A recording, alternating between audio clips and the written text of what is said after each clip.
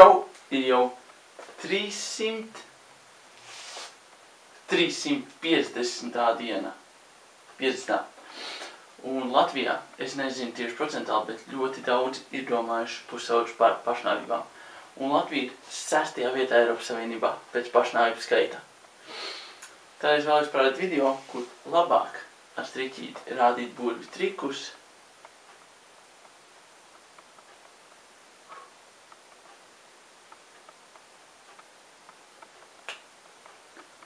Labāk rādīt burvju trikus, nevis lietot citiem veidiem.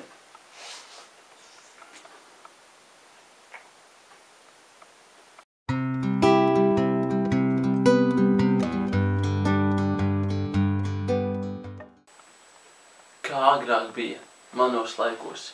Skolotāji man prasīja, ja Arķoms un Sergejs var uzrakstīt kontrolu darbu labi, kāpēc tu to nevari?